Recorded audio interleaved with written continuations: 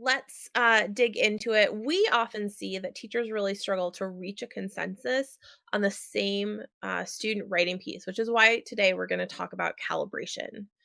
So, this is grading with confidence, how to calibrate feedback against state and district rubrics. So, whether you are trying to grade against a state standard rubric for assessments or against a custom district rubric, we have solutions for all of you.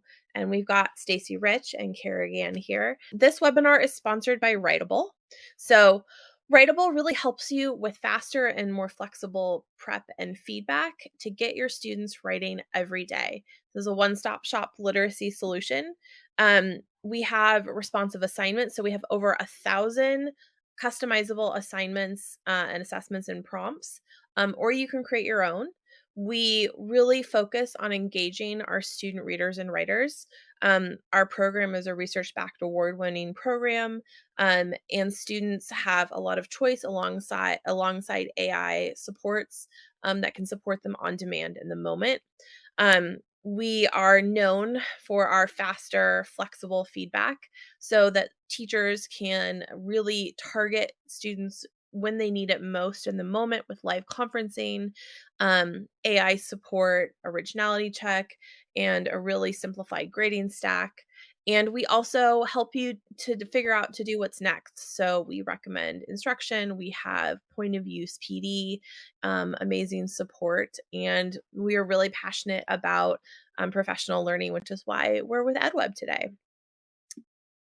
So everyone who has joined us today can actually sign up to plan and prep your first calibration event to get ready to do digital calibration if you would like that kind of personal assistance. So you can follow that bit.ly, or you can take a picture of the screen and I will throw that in chat as well as we get going.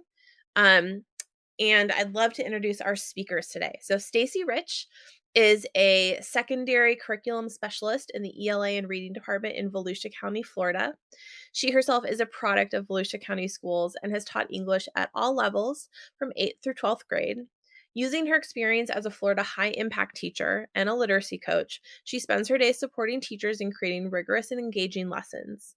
She is passionate about assisting teachers in using technology to foster student learning, accountability, and independence in English classes. Stacie appreciates her supportive husband of 30 years, is blessed to be a mom to 5 amazing kids, and is delighted to spend time on the weekends being a Gigi to 5 grandchildren. And Kara has enjoyed her 30 plus years in the educational field as a teacher, an instructional coach, and a district administrator. She joined the private sector to support and influence educational products that support learning and is passionate about how reading and writing directly impact student achievement. She is a recognized thought leader, having presented at national conferences and is published in educational magazines and blogs. As a customer and district engagement leader at Writable, she helps teachers, districts, and partners create successful writing experiences in all academic disciplines. And these two really wonderful ladies have done so much work on calibration. They are experts, both in the field and working with districts all over the country. And so I'm so excited for them to share their expertise with you today in grading with confidence. All right. So I'm also going to share a running Google Doc of our resources that we're going to talk about today. This is where you're going to find Writable links. This is where you're going to find the research that we talk about. This is where you're going to find PDFs that we're going to give to you. So everything you need is right there. And with that, I'm going to pass it to Kara. Thank you, Tess. And thank you, everyone, for being here. For the next 50 minutes or so, we are going to have a conversation about calibration, why it's important and why we need it. We're going to take a little sneak peek into digital calibration, discuss Volusia County Schools with Stacie Rich and the work that she's doing for calibration events there.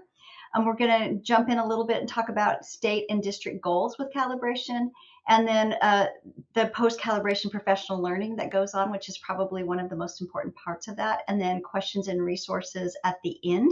So as you have questions, be sure to put those into the chat as Stacie and I continue talking about calibration.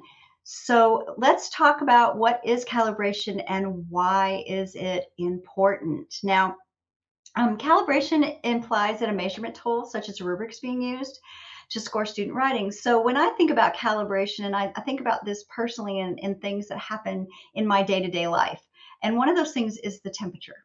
So we might have started today with it's 71 degrees here in Florida for Stacie and I, but maybe it's 55 degrees in California with Tess.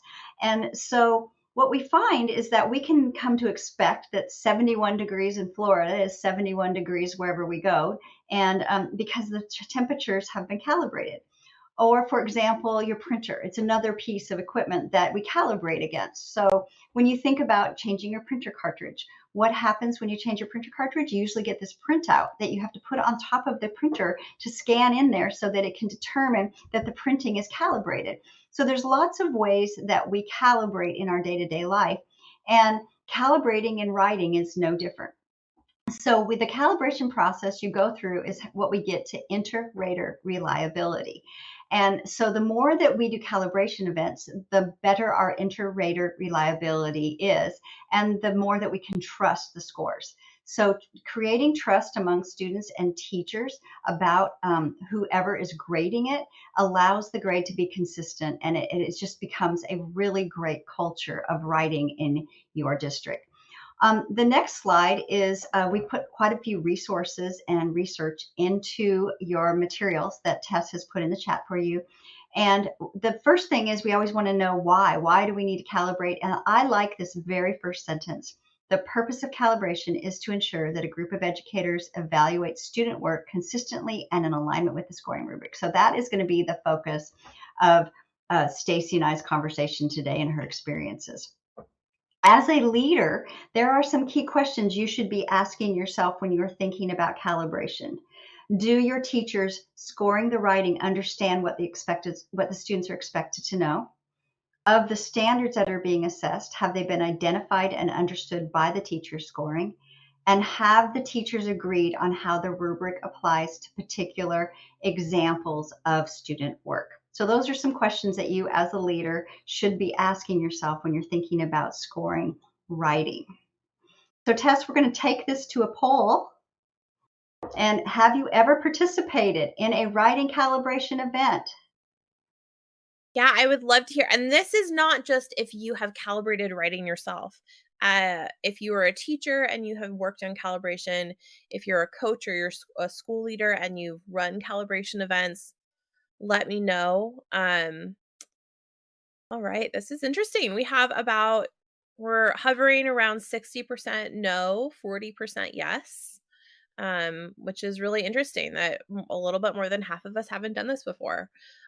So I'm so glad you're here to learn. Yes, Right. this is exciting, and I think when we get down to the end of this, you're going to actually have an understanding of why you want to do this and how to do it. So that's really exciting. So for those of you that have done a calibration event, you probably have done what we call a tally chart, maybe post-it notes, maybe sat in a room, had a substitute come into your class, and there's a group of teachers that come together and you all read papers and score papers. And Stacie has participated in a number of these along the way.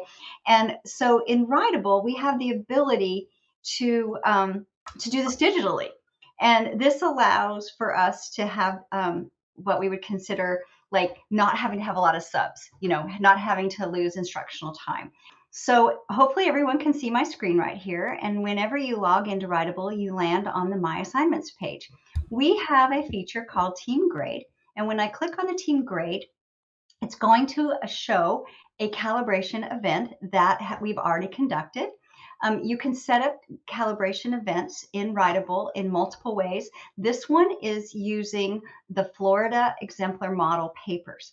So first thing I noticed that this is an argumentative grading example using the Florida best rubrics. And I can click to see how many graders are in this group. So this is a PLC of a couple of teachers who are going to be grading against the model papers. One of the things that doing a digital grading assignment or experience, I guess you could use, is that these teachers can do this at any point. They don't have to be in the same room. Once they have the directions, which we'll talk through with Stacie, they can participate in this in the planning period, before, after school, whatever's appropriate and wherever they're comfortable, they can do this grading.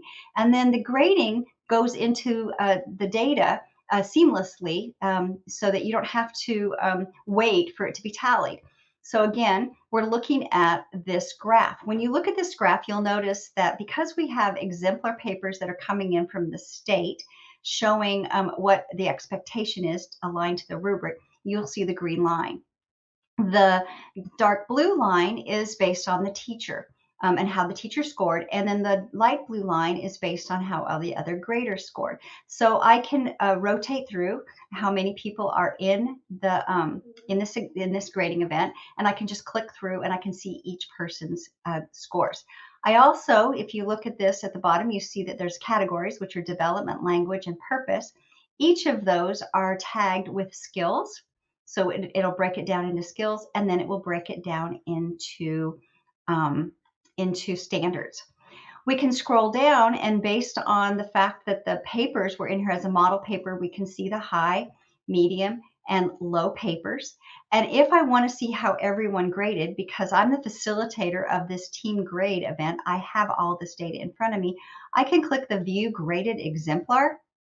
And when I click on that, I can see how all of the other teachers have graded. So each of this is a 12-point rubric. So we have a 3, a 5, and then the state is a 4 in this one. So we can see how the highlights work. So the teacher that scored this went through and highlighted something and then made a comment. So I can actually look at what were they thinking while they were doing the scoring. So that's what it looks like when we're in this digital experience of using Writable. We're going to go back. So the most important thing to know about doing it digitally, it's just faster and easier than calibrating by hand. And you get that easy, accessible, and immediate data.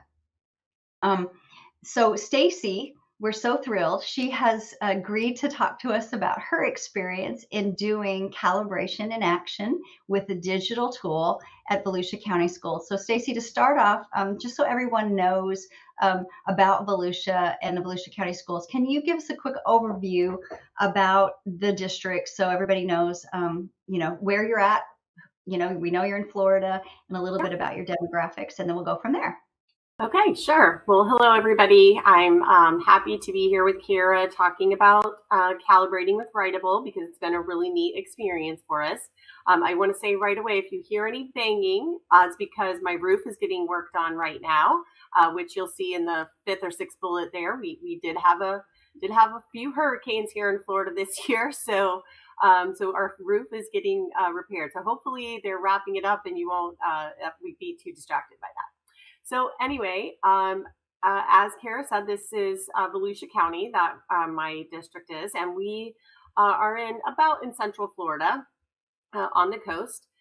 We have 87 schools, and I work primarily with secondary. So we have 9 traditional high schools and 12 traditional middle schools, and 1 K-8 and 1 6-12 school that we use Writable with as an integrated solution with our HMH product. And so it has been a really good learning experience for us.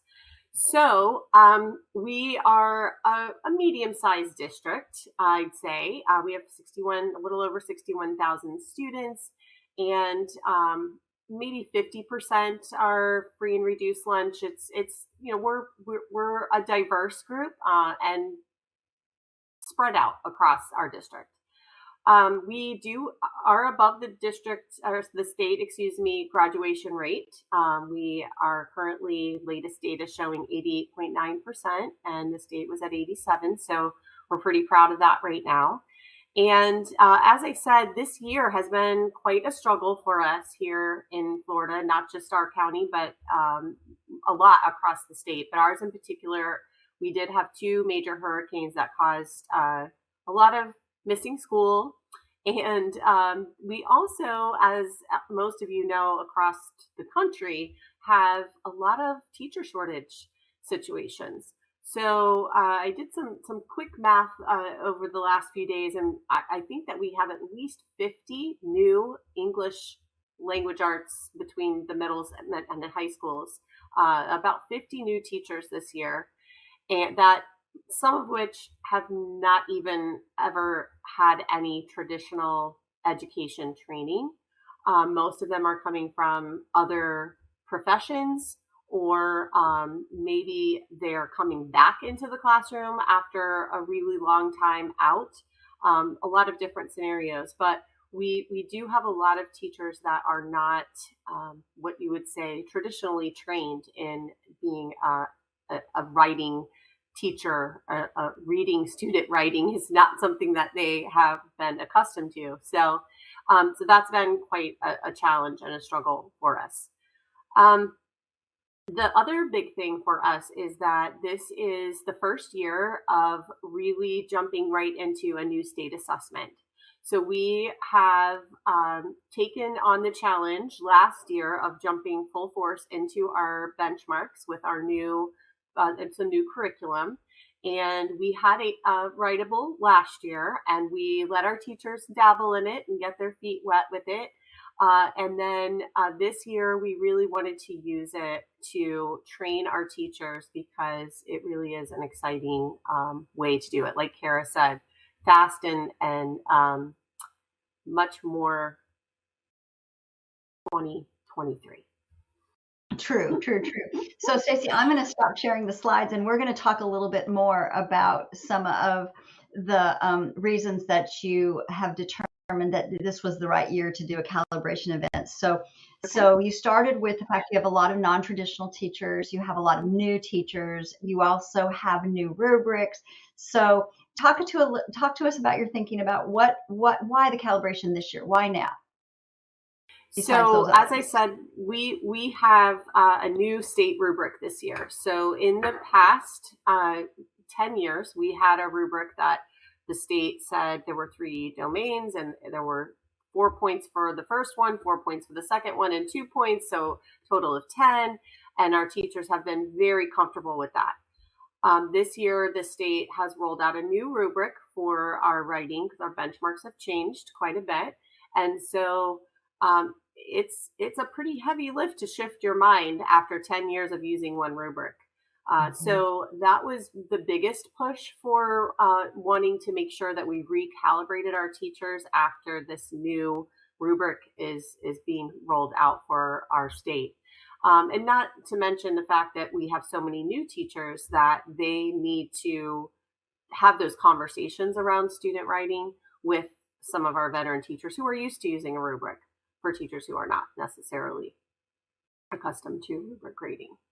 So you mentioned that 10 years ago, the state of Florida had released their previous rubric, and I know you did calibration events back then. Like you said, you've been at Volusia County for a number of years. Can you just talk us through a little bit about how you set up the calibration events in the past, and then maybe a little bit about how you're doing it, how you did it this year?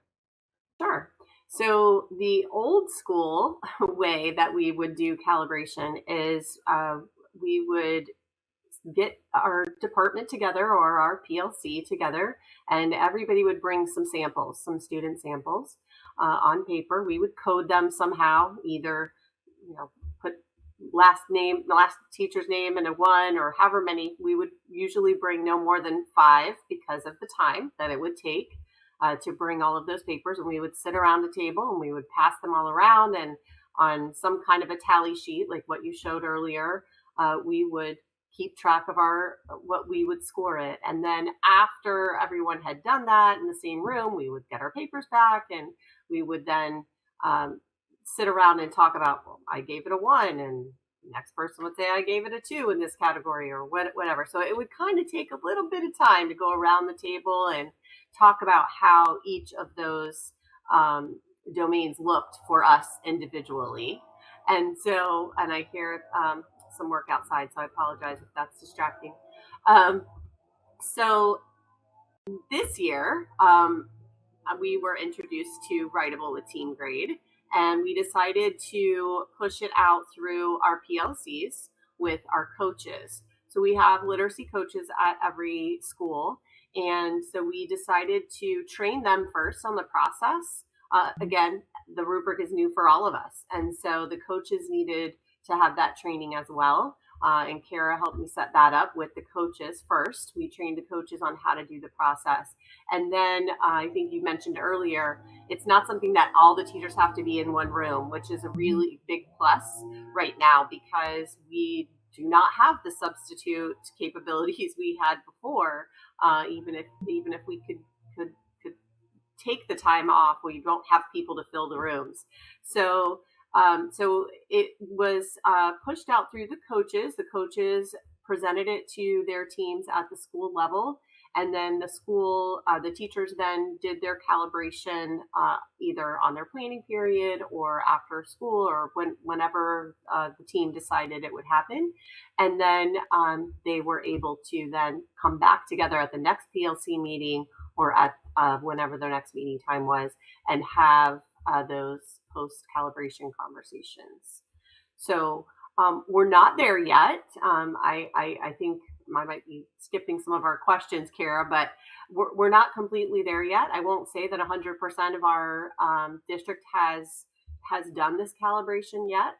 As I said, we've had time issues and struggles, but it has really been a good experience. And a lot of the feedback that I have been given is around the time.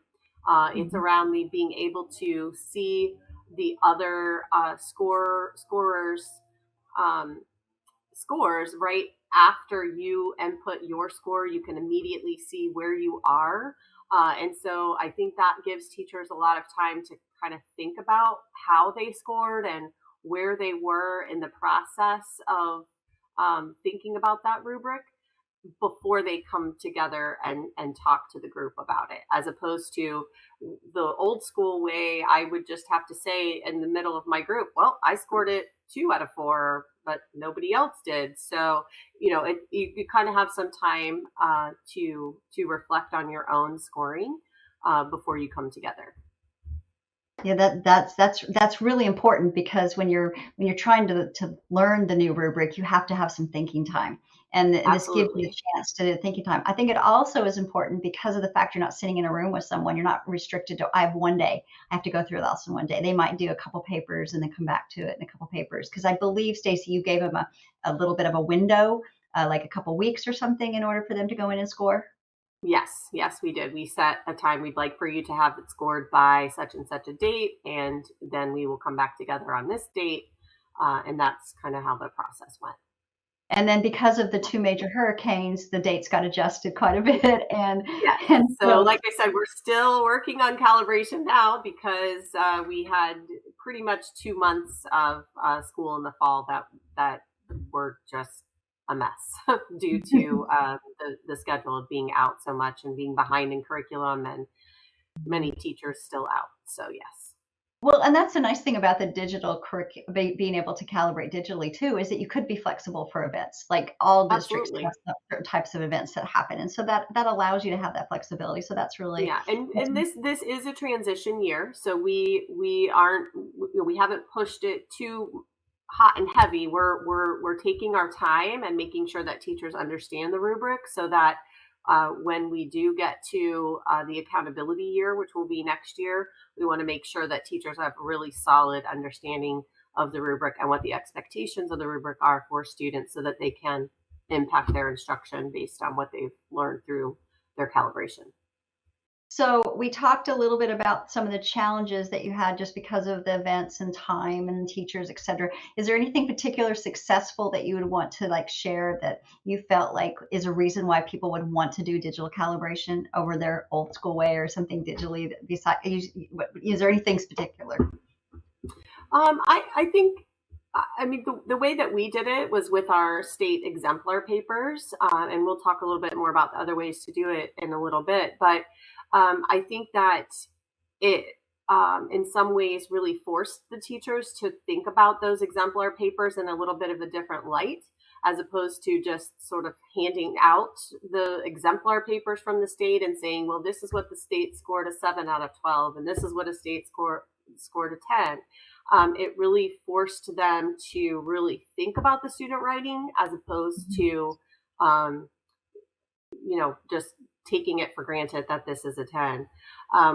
In the old school ways, we would have had to have done the same thing. And in fact, I did that. I took the state exemplars, pulled the scores off of it, and handed them around. So again, it's just it's time. Time is the biggest factor. But it's just really cool to have it digitally, to have to be able to see the scores side by side, as opposed to it all being verbal or handwritten and those kinds of things. So as we think about next year, we think about, we're not going to use the state exemplars at this point, because you're going to start to see some samples coming in from your students at Volusia County. And I want you to talk a little bit about what your plans are, because what I'm going to do is then go in and talk a little bit about how Writable even adjusts to the way that you're going to move forward with this. Okay. So yes, we didn't have anything to go on this year because it's a new rubric, and so that's why we use the state exemplars. But going forward for next year, we know that we have the sample prompts, and so we will give our students sample district writing tests, assessments a couple of times through the year. So we want to be able to use those actual our own students' writing to create those model papers that we can then turn around and use in Writable as a calibration event going forward. So that will be year 2. Okay, so we're going to go in really quick. I want to show a little bit about what Writable can do without, because we have the models that come from the state, but for your next piece, you're going to actually use the internal writing that the students have done. So we have the ability to do that. And the way that looks, and if you come and look at this next slide with me, you'll see that we have assigned, as you said, Stacie, you assigned it a paper, and your plan is to assign a shared assignment to all this teachers. So this is a high school group of PLC there are 17 sections of this. They have all had their students write to the same prompt, and they want each paper to be graded by 2 different graders. So right here is where they will actually get assigned all these papers. We have checked anonymous grading because, as the facilitator of this event determined, they don't want to have they don't want to know who wrote what, and so they're doing anonymous grading, and they don't want just their own students, so that's unchecked.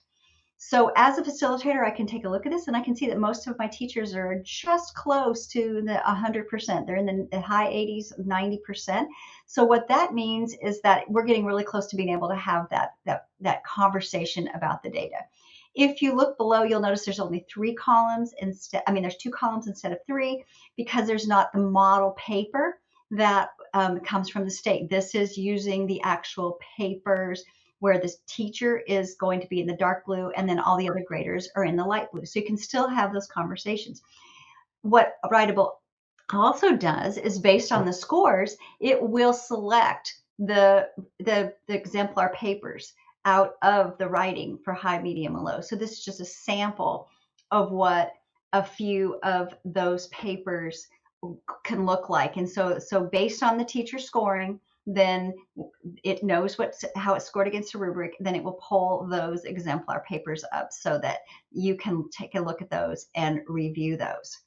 But what really matters, Stacie, is, like we were just talking about, is that the post-calibration professional learning is really a non-negotiable, because the meat of the growth and of the learning of calibration comes from the conversations. And so, having done a number of calibration events, and Stacie, you've facilitated a number of calibration events, one of the most important things, I think, is that you want to set up some norms for your event. So if you've never been part of a calibration event, or you're thinking about having one, think about the norms. Now, the first norm that I always start with is incorporating empathy and removing judgment, because when you're scoring papers, it's a personal experience. And if you are looking at data and you're looking at you score harder, or you score, easier than your peers, or than maybe the state, if you have a state exemplar, it can give you some pains of like discomfort. And so that's really important that you set up that safety in the space for that. The other piece is that we can talk about these for hours. And so you need to have some time restrictions on each of the items. And then you're not really evaluating the rubric at this point. You know, you might say you might not like the rubric, you may not even really like the assignment, but you're actually you're evaluating the scoring. You're evaluating the takeaways from the rubric. So Stacie, is there anything you want to add about the norms, or because we're going to actually get in and talk about the kinds of questions that you asked? I think the main thing to think about is that we have to take the focus off of the teachers, and the focus is on the students. How can we learn from what we've just done so that we can then turn around and make our instruction appropriate for what the students need based on what they've shown us through their writing. So it's just, like you said, keeping the focus on no judgment here. This is just about how can we help students. Exactly. So yeah. Go ahead, Stacie. Yeah, I was going to say, we talk about each piece of student work, and then I want you to just kind of unpack some of these questions, because these are some questions that you use, are pretty common questions. And I know that Tess is going to put a link in the chat right here so that as you leave, you actually have access to these questions. So, okay. Yeah, so this is kind of how we go about the post event, the post calibration event. We make sure that we talk about each of those pieces and talk about where our scoring might have been off in some places, because like you said, it's really about knowing what the rubric says and how we can help a student to achieve the higher score on the rubric. And so we really want to make sure that we're asking teachers about the student work and the rubric, not about necessarily what the score would be. And that fourth bullet there about what would be the next steps for instructing this student, those conversations are the most important, because we want to say, okay, the rubric says that students should be able to do this at this level. And so when we take a look then at how we scored it across the board, we might have some different ideas. And that doesn't mean that my idea is better than the teacher sitting next to me, but how we can actually move that student within that rubric score is really what we want to talk about. Then also what you have there at the last two questions, sometimes, like Kara said, it's not really necessarily that maybe the student writing needs as much work as the task might need as much work. So that's just part of our professional judgment there to make sure we understand if the task is clear and that the students were able to actually write what we intended them to write.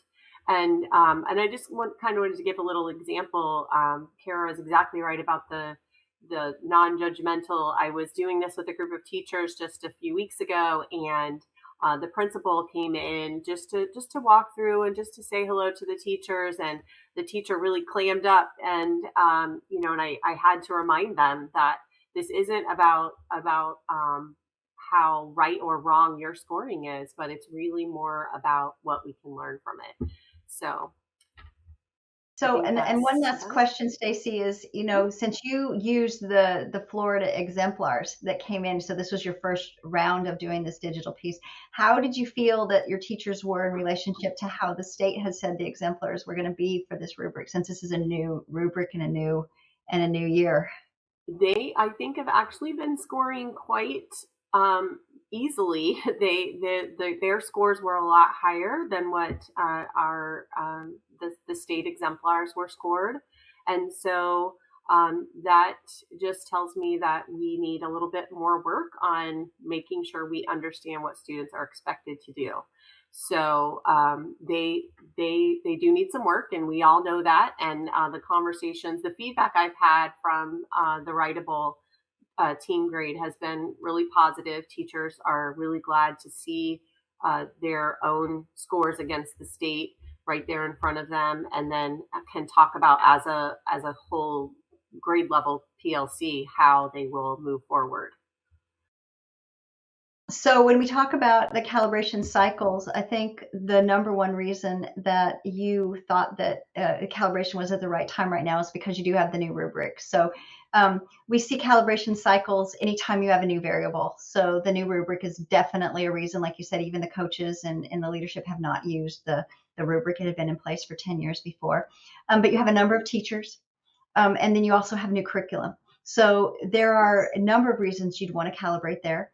And we know that even next year, you're already thinking about calibrating again, and you're wanting to calibrate to refine and to become more accurate to the rubric. And I think that's a really important piece, is improving that confidence with the conversations with calibration. And then, there's a lot of teachers out there who aren't ELA teachers, who are absolutely having writing done, and they're being expected to do writing across their curriculum. You hear that. And so this allows these teachers also to participate in this process and just to learn more about the calibration and the rubric itself. Stacie, have you had any of your non-ELA teachers in any of the conversations or doing any grading, or is that something that's on your radar for the future, or not yet? Yeah, we haven't yet, but definitely we know that students are doing writing in other disciplines, especially in science and social studies. And so we know that that will definitely help the social studies teacher to be able to calibrate with here's what an expectation is. And that's really what's most important, is that the students know across the board, this is what the expectation is for a good piece of writing. So as far as the state rubric is concerned, so yep, that's on the horizon. One of these days, Kara, we'll get some other non-ELA teachers in our calibration events. Well, it still goes back to time, but it Yes, still goes back to the absolutely. time and really integrating that into their curriculum.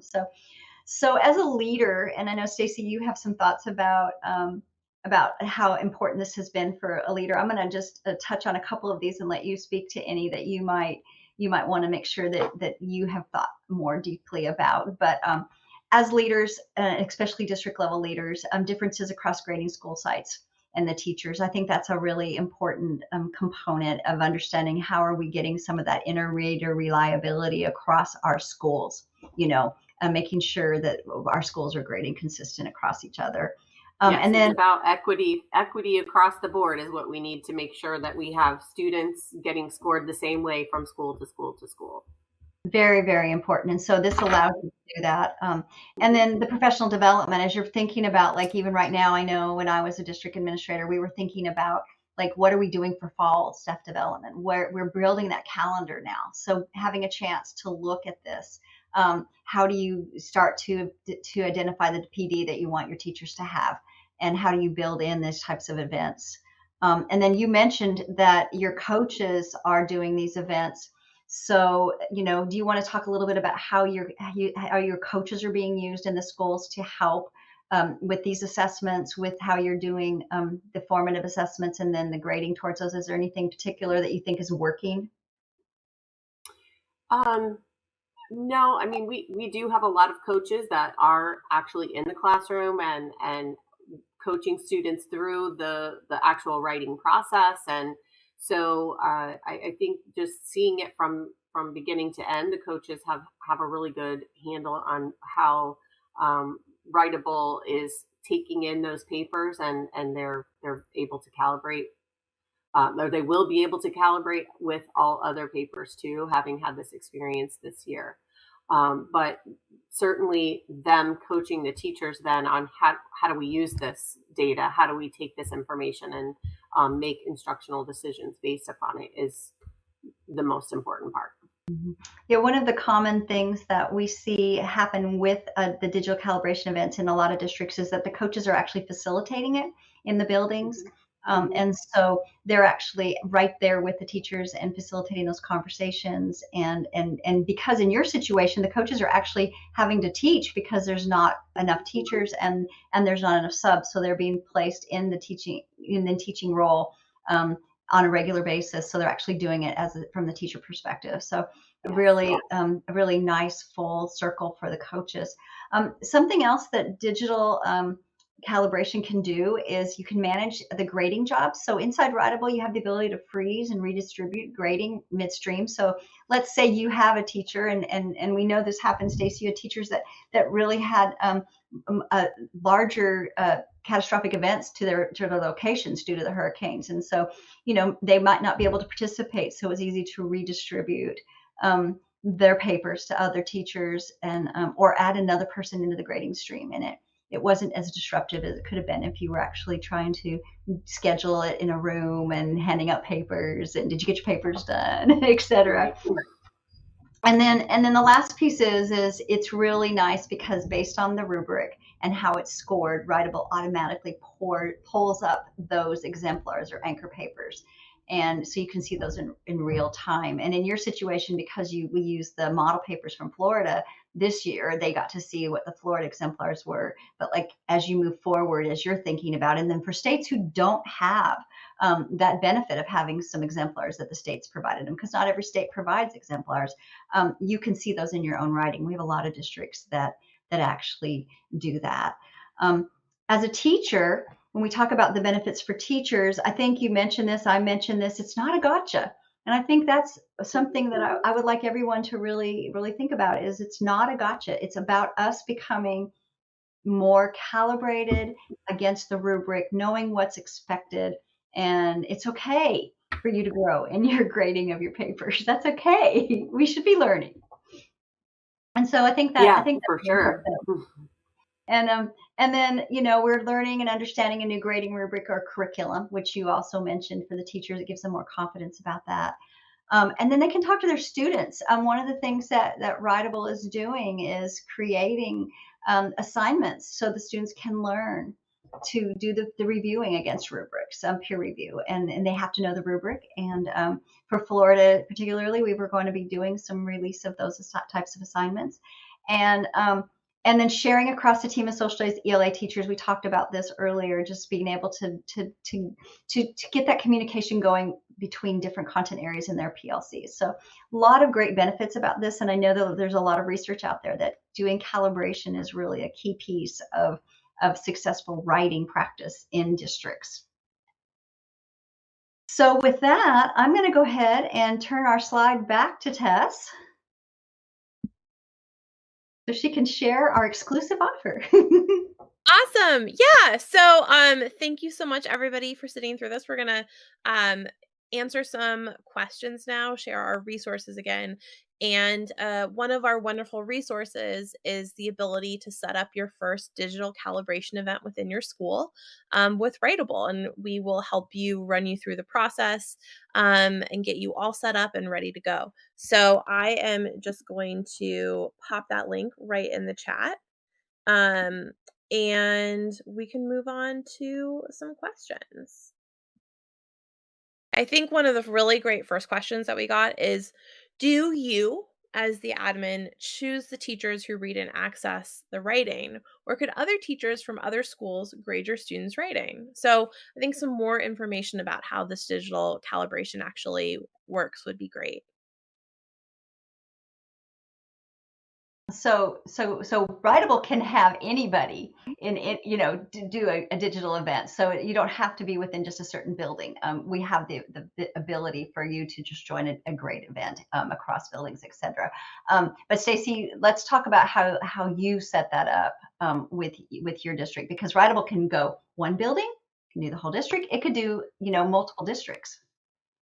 So the first thing that we did back in the fall, I believe it was before the first hurricane. It's a little bit of a blur in the fall, but I believe it was before the first hurricane. We actually did a digital calibration event district-wide. We offered on a professional learning day, it was a teacher duty day. Probably call it different things across the country, but our teacher duty day, where the students are not at school and the teachers are, we offered this as a professional learning event for them. And so I think we had somewhere between 15 and 20 teachers that day.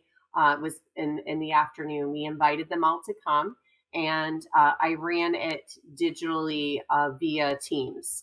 And so we just let them come in from all over the district. And again, we this year are using our state sample papers. And so we did have that as a way to use across the board. But then after that is when we trained our coaches in how to run a calibration event. And then we had it happen within the school buildings. So within either the department, so at a school, all of the English teachers would do it together, or the coaches would do it by grade level. Our district, or our state rubric rather, is grades 4 through 6 has the same rubric, and then grades 7 through 10 has the same rubric. So 7th and 8th grade teachers would really be using the same rubric, and then high school would be using the same as well. So that's, I think, does that answer the question? Mm-hmm. I Yes. think so. Yeah. We had another question come up about how we would translate this to California standards, which I think, Kara, is a great question for you about how this translates to all the states that assess writing. Yes. So inside Writable, we have different rubrics for different states. So you can use any rubric that you want to. And then there is a place inside Writable that you would want to select your state, because that is where all of the standards for your state come into all of our assignments and all of our lessons. So if you wanted to do a calibration event, say in California, you would pick a shared assignment that you wanted to use. You would pick the appropriate rubric, which because you are selecting most likely a California rubric based on your California state rubrics, then you would use that. Your students would write, and then you could go forward with your calibration event. So it doesn't matter what state you're in. Writable has that flexibility that as long as you tell us what state you're in and your account details, we can go from there. And we have a rubric bank that actually will allow you to select the rubric that you think is the one you want to use, and you can create your own rubric. So Tess, more you want to add? Yeah, well, I do. So most state assessment practices inside Writable as well. So not just your rubrics, but your full state assessment practice. Yes. So whether you are just wanting to get data on how your students might perform on your upcoming assessments, whether you want them to complete an assessment and use that student work in a calibration event, whether you're looking to just get them ready and prepared and familiar, because the assessments in Writable are going to look like the assessments they're going to take digitally, but will probably be a little bit less stressful, get them over that hump. You can find those in Writable. That's just in our content library. There's a big section called state assessments. You just can select your state. So if you were California, you would just select California. We have your CASP in there. We also have LPAC for multilingual learners as well. So all those resources are in Writable. All right, let's do one more question. So we had a question come up earlier about how teachers might handle students who had parent support in their writing. And I know that sort of comes after calibration. So, we calibrate to a standard rubric, but then how do we apply that in real life? I think it was the question. I'm going to let Stacie think about that, because I bet you, and I'm confident that happens to you regularly, that there is some assistance from outside sources. Yeah, and Writable does have the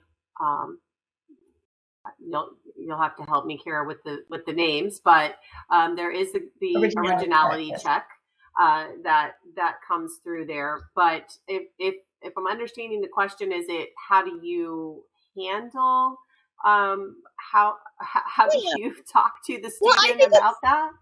Or, so your teachers, I think the situation is your teachers have calibrated. They are feeling comfortable in grading against a standard, but then they come up against grading some students who had supports outside of class and some students who didn't. Do they grade them on the same? Do they continue to grade them against the same rubric? Do they adjust? It was an interesting thought question. I don't think there's a right answer for that. No, and I mean, sometimes we never know how much support a student has, but that comes back to just knowing your students and knowing what their abilities are on a regular basis. If you're having students write through Writable often, and you're seeing their writing on a regular basis, you kind of know their writer's voice, you kind of know what their capabilities are on a regular basis. So once you have done any of that calibration, you know the rubric well enough to know that this is not my typical student's score, or this student's typical score. So that would just be a conversation with that student as to, tell me a little bit more about this writing assignment. Yeah. Exactly.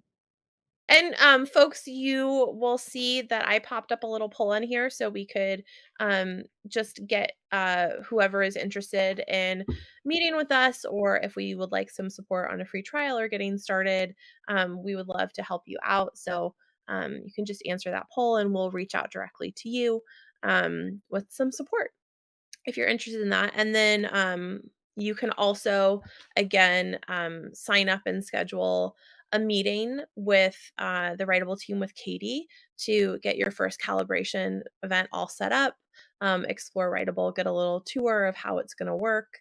To have any other questions come up, I just do want to put that out there before we start finishing up today.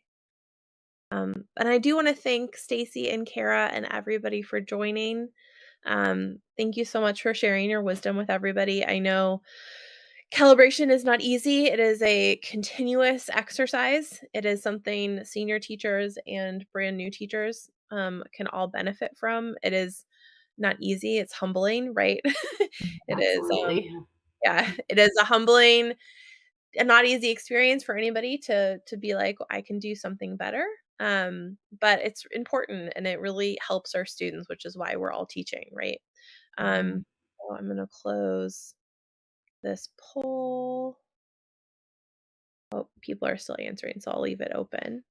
So Tess, while people are finishing answering, I know you've put a number of resources in the chat. I do want to call out that we have in that document that you have shared with them all of our resources, how to use Writable, including some of the research that we use as we think through calibration.